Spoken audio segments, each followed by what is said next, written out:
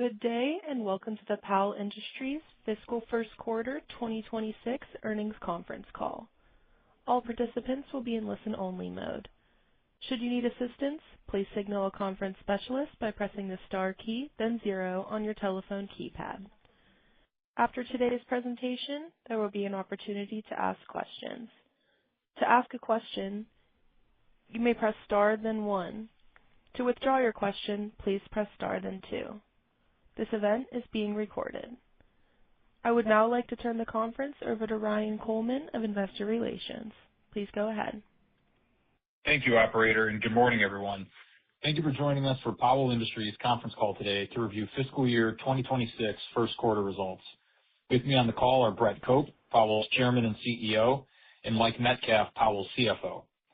There will be a replay of today's call, and it will be available via webcast by going to the company's website, powellind.com, or a telephonic replay will be available until February 11th. The information on how to access the replay was provided in yesterday's earnings release.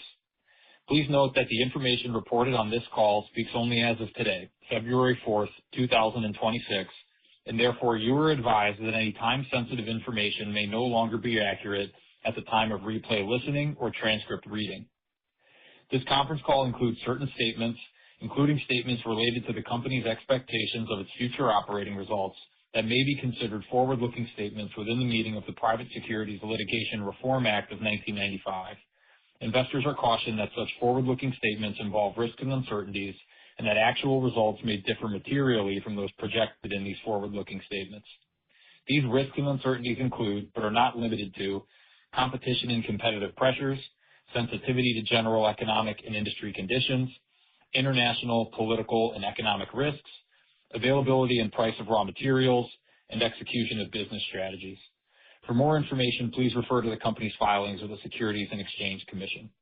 With that, I'll now turn the call over to Brett. Thank you, Ryan. Good morning. Thank you for joining us today to review Powell's fiscal 2026 first quarter results. I will make a few comments and then turn the call over to Mike for more financial commentary before we take your questions. Our fiscal year is off to a strong start, as our first quarter results continue to demonstrate Powell's unique and advantaged position against a backdrop of what are secular and increasingly durable growth trends.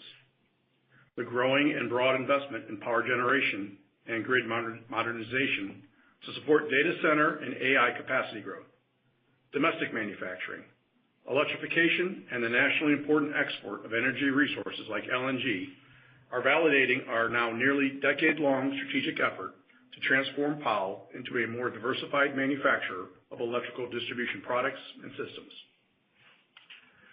During the first quarter, we saw revenue grow 4% compared to the prior year, and as a reminder, our first fiscal quarter typically exhibits some level of seasonal disruptions associated with fewer working days.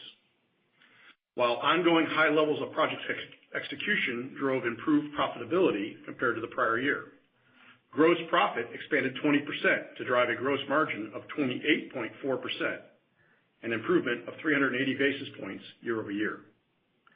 We recorded $439 million of new orders, the highest quarterly total in over 2 years, as activity was widespread across oil and gas, specifically LNG, data centers, and the electric utilities markets. Within our total bookings number, we were awarded a contract for a large LNG project that exceeds $100 million to support gas liquefaction and export along the U.S. Gulf Coast. As the permitting process for LNG restarted a year ago, activity in support of new greenfield and brownfield trains resumed, and Powell has and continues to support this strategic market. We anticipate activity within the LNG market to continue in 2026 relative to the more modest activity levels throughout 2024 and most of 2025. Commercial dynamics within our commercial and other industrial market have accelerated in recent quarters as we continue to see increased demand within the data center market. During the first quarter, our commercial and other industrial market accounted for nearly one-half of the order total and included our first mega project order for a single data center, which totaled roughly $75 million. Our commercial and other industrial market now comprises 22% of our backlog as of quarter end, with data centers accounting for roughly 15% of our total backlog. both of which are record levels for Powell. Over the past few quarters, we have continued to experience increasing levels of interest among a growing list of data center customers. The increasing power demand driving greater compute power and the desire to expedite construction timelines creates a value proposition that is well aligned to an increasing portfolio of Powell's electrical distribution products and automation solutions, including our first orders in the United States for our newest team members at Remsdaq Limited in the UK. In response to the growing market demand, we continue to take measures to expand productive capacity, including adding additional leased facilities to support the expansion of production lines, increased inventory needs, broader collaboration with our supply base to ramp supply and improve cycle times, as well as rebalancing and reallocating the manufacture of select products across our facilities in North America to further optimize capacity. Meanwhile, order trends in our electric utility segment remain very encouraging as we experience another solid quarter of award activity from this end market. Overall, the oil and gas and petrochemical business remains healthy. We are experiencing some degree of divergence across markets and geographies that we compete, with some performing very well and others exhibiting softer activity levels in areas such as refineries and polyethylene and polypropylene facilities.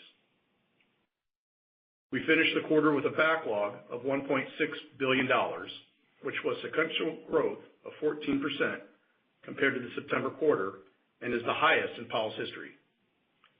The growth in our backlog over the past year has been primarily driven by booking trends in the electric utility and commercial and other industrial markets, as these two markets now account for the majority of our backlog for the first time ever.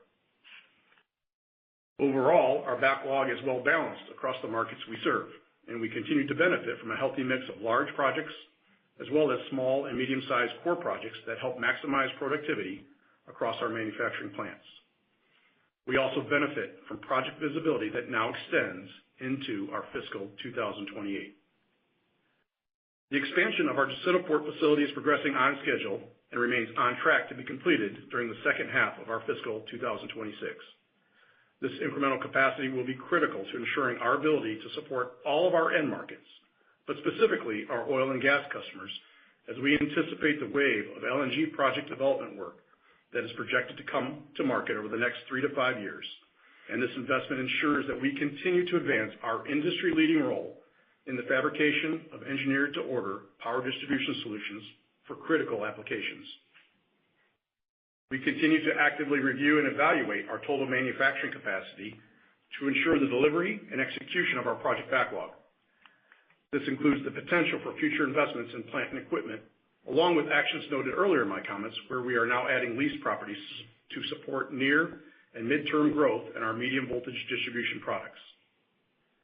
As we look ahead through the remainder of 2026, the commercial environment for each of our major end markets remains positive. We continue to have robust activity in support of the North American gas market.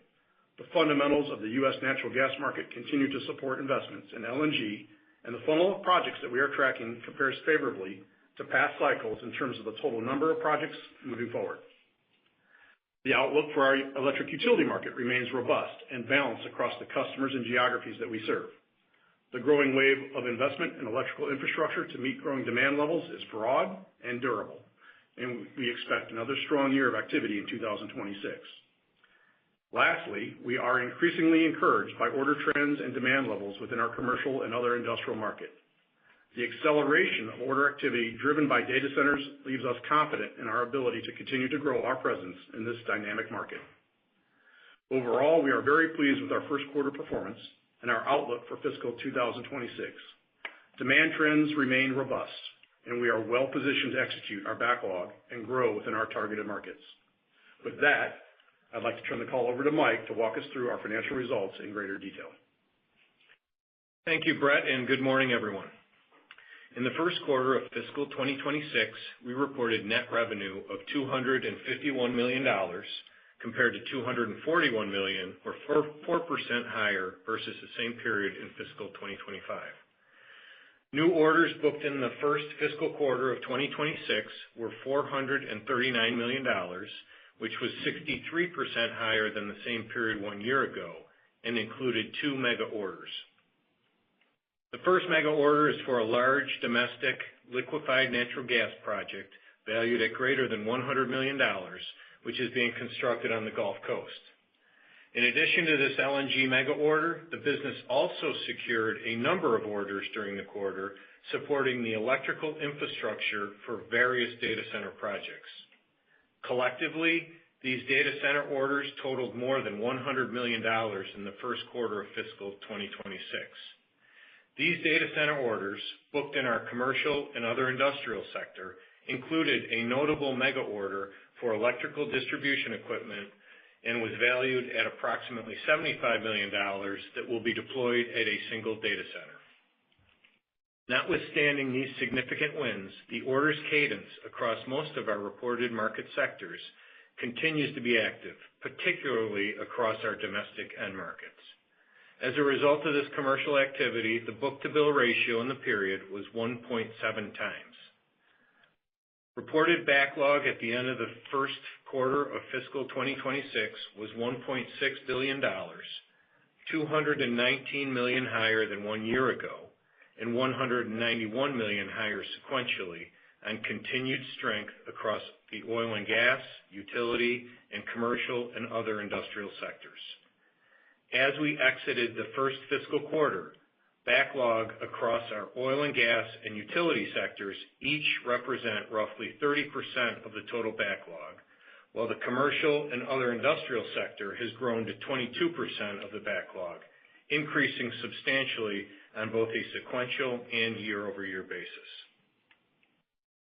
Compared to the first quarter of fiscal 2025, domestic revenues were slightly lower by 1%, or $3 million, to $195 million, while international revenues were up 29%, or $13 million, to $44 million in the current fiscal quarter. The increase in our international revenues during the quarter was driven in large part through the projects that we're currently executing in the Middle East and Africa, Asia Pacific, and Europe regions. From a market sector perspective, revenues across our utility sector marked the most substantial increase during the quarter, higher by 35% compared to the same period 1 year ago, while revenues from the oil and gas sector increased by 2%, offset to some degree by the petrochemical sector, lower by 31% versus the first quarter of fiscal 2025. Lower revenue in the petrochemical sector was mainly driven by the completion of a large project booked in fiscal 2023, coupled with softer commercial activity in this market. In addition, the commercial and other industrial sector was 8% lower on project timing, while the light rail traction power sector was 5% higher on a relatively small revenue base. Gross profit in the current period increased by $12 million to $71 million in the first fiscal quarter versus the same period 1 year ago. Gross profit as a percentage of revenue was higher by 380 basis points versus the same period 1 year ago at 28.4% of revenues, primarily driven by strong project execution generating a higher level of project closeouts versus the prior year. Sequentially, gross profit was lower by 300 basis points on the predicted seasonal softness. As we noted in our fourth quarter release, we anticipated a challenging sequential comparison, considering that our first fiscal quarter is historically the softest quarter across our fiscal year due to the holiday period. Selling, general, and administrative expenses were $25.2 million in the current period and were higher by $3.7 million on increased compensation expenses across the business versus the same period a year ago. SG&A as a percentage of revenue increased 110 basis points to 10% in the current fiscal quarter. In the first quarter of fiscal 2026, we reported net income of $41.4 million, generating $3.40 per diluted share, which is a 19% increase compared to a net income of $34.8 million, or $2.86 per diluted share in the same period of fiscal 2025. During the first quarter of fiscal 2026, we generated $43.6 million of operating cash flow on favorable income generation through the period. Investments in property, plant, and equipment totaled $2 million in the quarter, with the capital deployed primarily to address capacity and productivity initiatives. At December 31st, 2025, we had cash and short-term investments of $501 million compared to $476 million at September 30th, 2025, and the company does not hold any debt. As we look ahead to the remainder of fiscal 2026, we remain encouraged by the commercial tailwinds across all of our end markets. Given the current market conditions, coupled with a stable pricing environment, we are optimistic that we can sustain the quantity and the quality of our backlog throughout fiscal 2026. Combined with our ongoing focus on optimizing margin levels, increasing product throughput, and the overall strength of our balance sheet, Powell is well positioned to deliver strong revenue and earnings throughout the rest of fiscal 2026. At this point, we'll be happy to answer your questions. We will now begin the question and answer session. Please limit yourself to one question and one follow-up. To ask a question, you may press star then one on your telephone keypad. If you are using a speakerphone, please pick up your handset before pressing the keys. If at any time your question has been addressed and you would like to withdraw the question, please press star then two. At this time, we will pause momentarily to assemble our roster.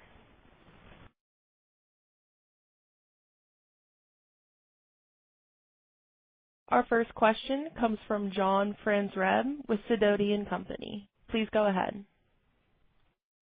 Good morning, guys, and congratulations on another great quarter. Good morning, John. I'd like to start with the comments on the gross margin that based on what your current backlog looks like, that you can sustain the 2025 gross margin profile. I wonder, does that consider potential change orders or short cycle business, or is that just based on the backlog configuration? Hi, John. This is Mike. I'll address that question. So we had a very strong quarter with respect to project closeouts, as I noted in my prepared comments. 380 basis points overall on reported margin versus prior year. Of that, 300 was attributable to project closeouts, which was favorable to last year. And that was really driven by strong execution, risk management, and our ability to recover costs via change orders, et cetera, in the project environment. The remainder of that upside was just plain productivity and operating leverage across the business. As a barometer of margin levels over time, I would point to the trailing 12-month performance. You know, if you took a look at the trailing 12 months in the business, our reported margins are running about 30%. And of this, there's approximately 175 basis points of project closeout gains, again, which includes change orders and the like, changes in estimates. So maintaining a base level margin in the upper 20s while continuing to drive for 150 to 200 basis point upside resulting from favorable closeouts is a reasonable assumption. And that reflects what we see, that base assumption is what we see in our backlog. Got it. That's very helpful, Mike. And I'm actually kind of curious about the record backlog. It's great to have. It's wonderful to see. But I'm wondering if there's any concerns that customers are just vying to get in line, and that the backlog might not be as firm in years past, given maybe the new customer shift. Any thoughts about that? Hey, John, it's Brett. Yeah, it's a good question. We've talked about that in the past, and are we open to cancellations? What would that potentially do? I don't think yet. I think the 1.6 is very durable. Right. Some of the new market growth in the commercial and other is, if you look at the timing and our understanding of the project, I feel very good about it. I think as we look out what's going on in that space, are people talking to us and others about reservations and locking in capacity? Yes, those conversations are happening. And Right. Mike and I and the management team are discussing, what that might look like in the next couple of quarters, the next couple of fiscal years, as the demand looks like it continues, how to best handle that risk potential. So that I think that's a future concern that's on our radar, and we're taking it quarter by quarter, but not currently in the backlog. I feel pretty good with what we've got here today. Sure. It makes sense. Okay. Those are my two questions. I'll go back into queue. Thanks. Our next question comes from Chip Moore with Roth MKM. Please go ahead.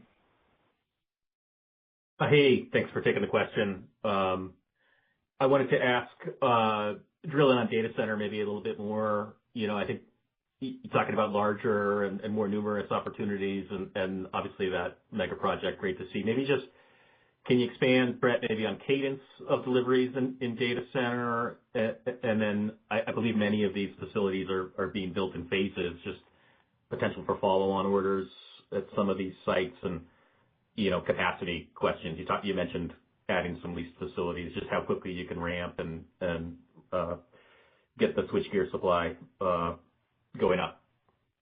Yeah. Hey, Chip. Good morning. I could have probably done a whole script on the data centers. When you look at us and kind of the broader market out there that's involved in this space, because we are, admittedly learning a lot as it's growing quickly in Powell. First of all, on the cadence of the activity that's ongoing, there is an interesting dynamic. It is project work, but still a lot of our backlog that we just shared in the prepared comments is still outside the data center. Even this large mega project, it is a large amount of work for a project to handle a lot of the outside of the work, and it's a lot of design one, build many. So it is supporting more of a product strategy. It's a project as we look at it as Powell, and so but it's going to create a lot more flow down production lines. We think there's a lot of opportunity there that we're working through and we will be working through the next couple of quarters about efficiency, productivity, and delivery. So we spent a lot of time last quarter before, working on supply chain, doing the blocking and tackling on the production line. The prepared comment, we added a 50,000 square foot lease facility, which we're just taking ownership now during the quarter to support this product line flow, to store the inventory that needs to ramp to match. But it's going to be a lot of that repetitive product build down the line, and we anticipate more of that in the next quarter or two. We're under evaluation right now of some additional facilities. We're challenging whether or not we should go larger, and along with even investment in our own our model. We like to own our PPE, but right now the lease makes sense. As we better understand, become more confident, we'll build out more permanent investments, I think, to match not just this, but of course the things we've been doing organically to drive growth in all of our three verticals. Very helpful. Appreciate the color there, Brad. And if I could ask one more, supply demand environment, I guess more broadly to the point on margins, a lot of announcements around capacity expansion from a number of equipment suppliers floating out there. Just maybe, it sounds like things are quite stable right now, but just how you think about the future, several years out, what might take place? Every quarter I'm getting more confident. Notwithstanding John Franberg's question about, the concern on this massive demand environment, I mean, the number of customers we're having more thoughtful strategic discussions with is increasing, and they're engaging Powell in a way that fits us well. And so, I talked early on, maybe a year ago, about finding alignment with clients that meet, well with what we do culturally and how we do it. We'll learn from that and we'll grow. So we're not going to stay static as to who we were. We want to build a part of the company that is quicker on the cycle, can meet the need. There is a lot of demand. We understand the urgency and the return on their capital. But at the same time, we want to make sure we're hitting the dates for all three verticals that we're serving. So the number of customers is increasing. It is going out further in time, and the programmatic approach about your comment about phasing. Yes, we see the initial megawatts on the initial design and the potential I'll call it train expansion, but the size of the data center potential that could be added onto it is definitely part of the conversation. So that fits our model, right? If we execute and deliver for our client, we absolutely want these relationships to be sticky, just like there are other verticals, and we're very open with them in that approach. And so we use that as an early on engagement sort of screening discussion of, hey, we'd like to help all of you, but we want to align with those that really match us well. Perfect. Appreciate it. I'll hop back in queue. Thanks.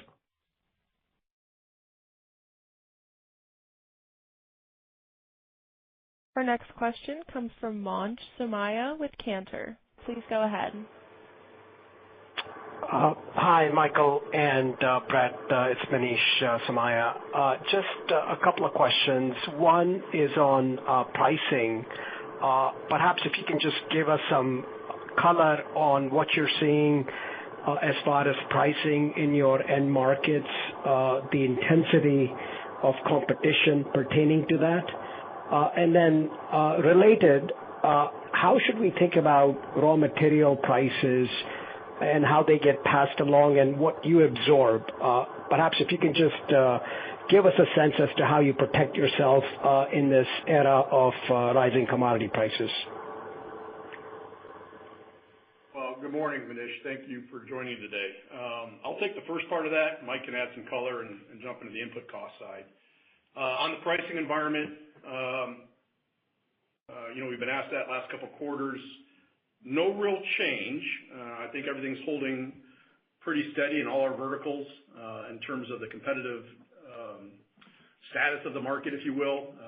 The one dynamic that I would point to that we are learning, and I touched on this with Chip in the last question a little bit, is that on these data center jobs, they're with how we price in the market, I would say equivalent. But that said, the way we're going to build these lines, I anticipate we have some potential upside because in the long cycle and project, when we build a project and they're large, full of products and integrated scope and they're year, 2 years, 3 years, these have a much quicker cycle on average compared to some of those and on their demand curve to meet the need. And so when we get up to speed and build these products over and over and over, I think that the efficiency factor, something that we don't largely do as Powell today, and we're building out that product side of the company.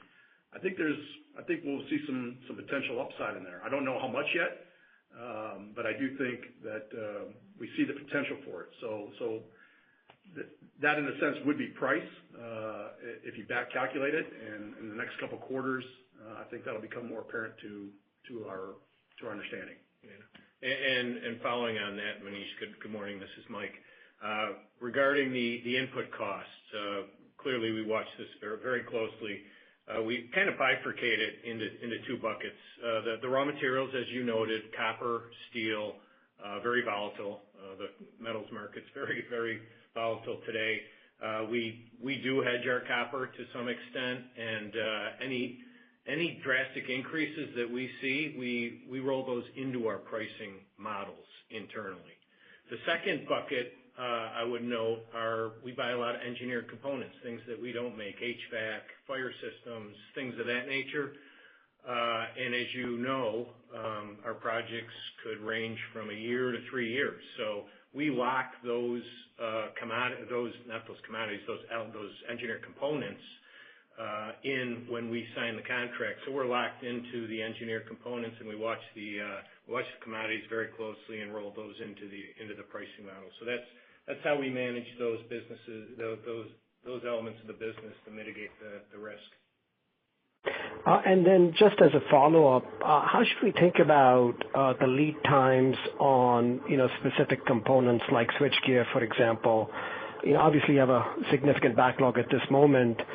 What are sort of the potential constraints on the component side that could impact revenues? That's a discussion we have every day, and along with prepared comments on the capacity additions that we're working through. I think where in a good spot. If you look at the mix of products that we make, and if you just kind of go back to data centers, Manish, the power levels have increased. So coming off utility, or if they're doing GTGs, self-generation on site, or any kind of multi-fuel, there's a lot going into the 38 kV line, and that is ramping quickly. That's a product that we're really adept at. It actually fits Powell really well. But then you look at the 5 and 15 and different product levels, they're not as robust. We actually have capacity. And so some designs of data centers out there, if you look at how they're doing their data halls, not all of them are just massive 1 gigawatt or 3 times 300 gigawatts. There's new designs coming out that are 90 or 100 or 150 megawatt data halls that we still have really good capacity running 35 to 40 weeks on gear, which is very competitive in the market for a 15 kV. So when you get into the mix of how they're doing their power design, we are driving future capacity for those higher levels that are really under demand, but then there are other designs that we still have opportunity to fill out that will benefit the back half of this year and into the early part of 27. So those are the really thoughtful conversations we're having with those clients that engage us that way. We can build, we can invest, meet their needs, and then we can phase our deliveries to really make a win for both parties. That's helpful. I'll get back in the queue. Thank you. Our next question comes from John Bratz with Kansas City Capital. Please go ahead. Good morning, everyone. Brett, Mike. Hey, John. Brett, you've spoken a lot about doing things to increase capacity and product flow and so on and so forth. And I guess two questions. Number one, how much might you have to ramp up your CapEx spending to achieve that? And then secondly, when you think about your capacity now and what you want to bring on board in the future, if your top line, if you could do, let's say if your top line growth was X%, what might that new capacity be able to drive revenue growth in the future? Are we talking about mid-teens then, or what kind of new growth, new top line expectations might there be with this new capacity? Well, that's a really good question, John. First on the CapEx side, yes, we've been evaluating for the better part of a year, a new facility owned by Powell. A lot of that started off in support of our organic investment in R&D and some of the products we aspire to bring to market to pursue more share of wallet, in utility spend. I really like the utility vertical for Powell long term. We've done really well in there, and I really think the team what we've done is really driving value for our client in the utility space and vice versa, and so we don't want to lose focus on that. So add to that what's going on in the market in this newer dynamic. We're considering right now something on the order of another $100 million type facility. We've not pulled the trigger on that. Really active discussions with the board. Meanwhile, we saw an opportunity on the lease side. When you look at both in terms of how they could potentially drive revenue, I think double digits is possible. We got to get a few more products organically out, like I noted earlier. And maybe a little bit more, I'd hedge a little and say when, given how many data center companies are engaging us, getting inside the data center, it will be a pretty chunky add. The low voltage content, even on the AC designs that are going on now, and the momentum that's built, because there's a lot of talk on the future DC designs, which we're also involved with. But it will be a step change, and some of that with the investment we did last year at the breaker plant here in Houston, the 50,000 square foot, we're already prepped for some of that.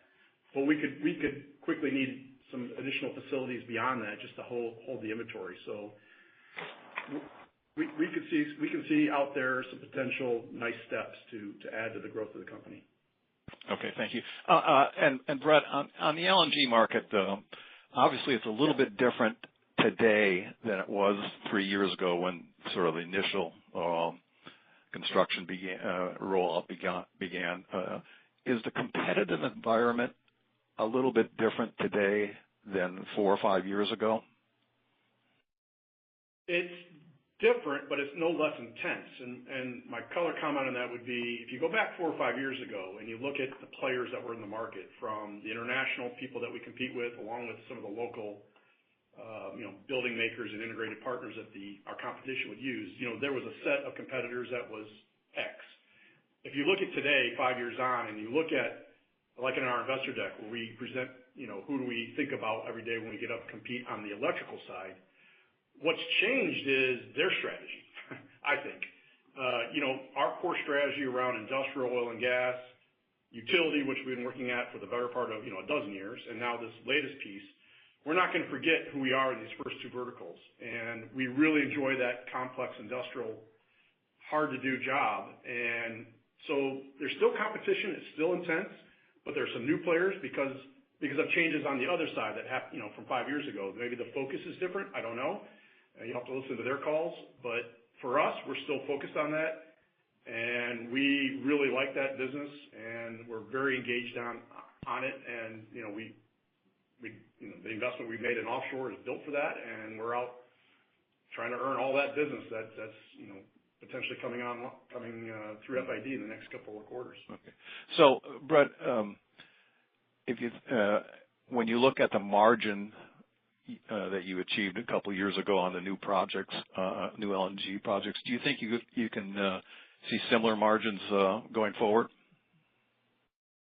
I think so. I mean, there's of all the segments, that's the one that is, given the size of the capital investment in these facilities, Sure. There's still a lot of focus on the return of the facilities. And so, it's good, but you got to be careful to be, fair in what you're really looking to do. And so, if there's something that's unique or there's time elements that we can provide that's unique to our model, for instance, using our offshore facility for large single piece that will help reduce cost at site, we just ask for a fair value in return for that for the site, but not to be silly about it. So. Yep. Okay. All right. Thank you. Okay. Our next question comes from John Franzreb from Sidoti & Company. Please go ahead. Hi, guys, and thanks for taking the follow-up. Brett, I'm just curious about the opportunity pipeline. It seems phenomenal. I wonder if you kind of look at it and say, listen, we're going to have an exit book-to-bill ratio of above 1.0 for the next coming 2 years. Is that something reasonable to expect?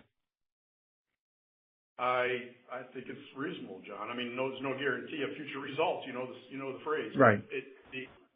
The amount of conversations we're having across all 3 verticals, I think it's a reasonable expectation, which is why we had chats with the board and we had the change in some of the metrics that we're driving the company forward. So the volume potential is definitely there, and as a team, we've got to solve that. And I feel good that we've got the right team and the right environment to make that happen for all the stakeholders. Got it. And I was wondering, has the board considered a stock split at this level? I mean, compared to historic levels, it's fairly impressive.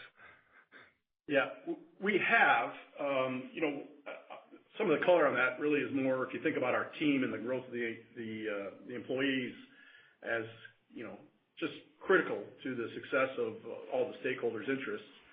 Using equity within our structure has become very much more the forefront discussion with the board and Mike and I and our CHRO. And so, yes, the stock split from a math standpoint about making sure it's a tool that we use for our team to support their engagement in the process here is definitely very active. Got it. And I guess kind of just one last question. How should we think about the cash on the balance sheet at over $500 million? When does that number start to get drawn down a little bit as you use more in working capital as these larger projects come on board? Well, let me just make a couple comments there and let Mike jump in. Sure. As I noted already this morning, I definitely think we're thinking about allocating some of that to some new facilities. Can't really pin down the timing yet. We got a board here that we weeks. It'll be in the discussion. And then, we're not slowing down on the M&A side. Even though we did the one with Remsdaq in last summer, there are still some ideas out there that, when we can get out in the market and do the strategic work, there's still some really nice potential out there. So there's that. And then I think the capital needs, Mike.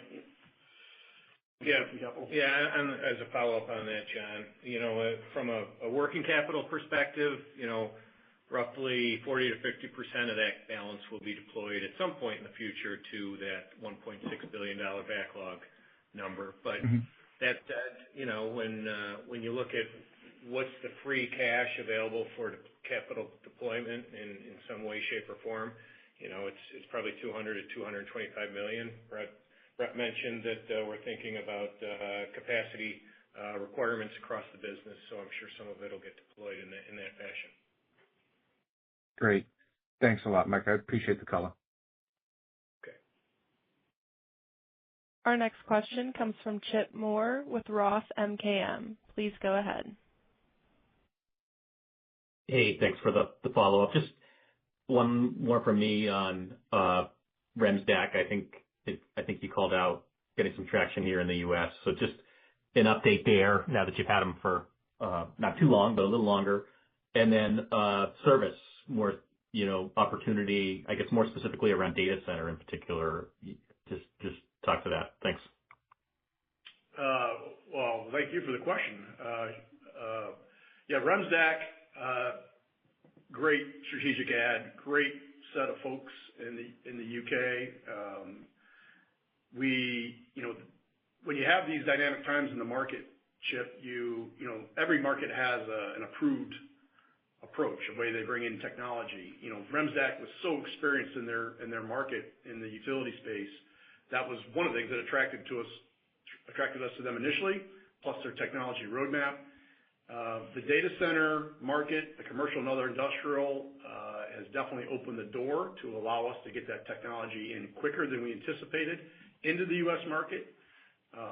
So we've had some technical meetings with some of the customers that have come to us on applying this technology to the powertrain that feeds in the data center for some protective and control logic, and it's opened the door. And it's created new opportunities for us even on the high voltage side. We just took our first order for a high voltage control and protection substation, the utility connect, if you will, the high voltage into the medium voltage, which would be a new space for Powell. And again, that was underscored by our ability with having Remsdaq and their technology as an enabler. So super exciting time. I have high expectation for the growth of this business. It is accretive to margin significantly, and Powell has a long history of success here. It's service. Yeah. Thank you, Mike. On the service piece, there is clearly opportunity on the data center front, the commercial and industrial. We haven't taken anything significant yet, but over the last quarter or two, I've been involved myself with some of the discussions where we do see an opportunity for service to come in on the build side, quite frankly. Initially, we've not entered on the OpEx side after. I think that will come. It's still a new market for us, and as these assets get installed, I think we'll see some installation and long-term support work.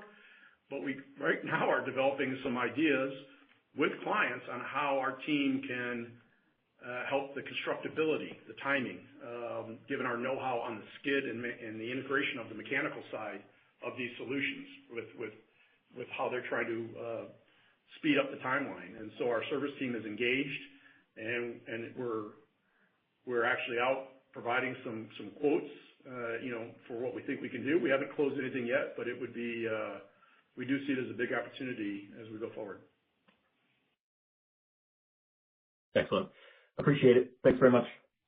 Thanks, Chip. Our next question comes from Manish Somaiya with Cantor. Please go ahead. Thank you so much for the follow-up. Mike, I'm not sure if you mentioned the next 12 months backlog. Would you mind giving that to us? Yeah. And then Yep. Manish, you'll see that in the queue that we submit later today. Of the $1.6 billion backlog, roughly 60% of that is convertible over the next 12 months. I think in the Q you'll see $933 million. And on top of that, we refresh what the book and bill rate's been on average over the last 12 months, and that's running $65 to $70 million cadence every quarter. So, those are two of the key metrics as you look forward. Okay, wonderful. And then, Brett, you talked about strong demand across the board, strong activity, strong backlog. My big question is the shortage of skilled labor in this country. And, is that going to be a constraint as far as your growth ambitions are concerned? Well, it's always a concern, Manish. It has been, in the entire 15 years I've been at Powell, through any cycle. Is it a concern today? Absolutely. The management team discusses it routinely. On the variable side, there's always a time where there's a skill set within the company that has a need. On the variable side, we're doing fairly well. In fact, I'd say in the last couple of quarters, we've solved some problems. As I sit here today, on the fixed side, we do have some needs that are challenging us with this step change, especially on the commercial side. This growth in this segment is challenging some growth needs today on engineering. So that's a problem that we're out working, and I feel confident in the next 90 days or so we'll figure out how to solve that one. But it's not unique or new to us. Because we are a long cycle project company by historical sense, we've been here before, and I'm confident the team will find a way to solve the need. But given the growth of the backlog, we've got some needs right now, and we're going to go out and solve them. Well, thank you again, and congrats on the quarter. This concludes our question and answer session. I would like to turn the call back over to Brett Cope, CEO, for any closing remarks. Thank you, Bailey. Our first quarter delivered solid performance with improvements in our top and bottom line. Powell's employees consistently embraced the challenge. While keeping our core focus on executing the most complex of industrial electrical distribution projects, our team is responding to meet new and growing market opportunities, which underscore our ability to secure future business and drive new strategies to improve productivity and profitability. I would like to thank our valued customers and our supplier partners for their continued trust and support of Powell. We're very pleased with our first quarter, and we expect another strong year for Powell. Mike and I look forward to updating you all next quarter. The conference is now concluded. Thank you for attending today's presentation. You may now disconnect.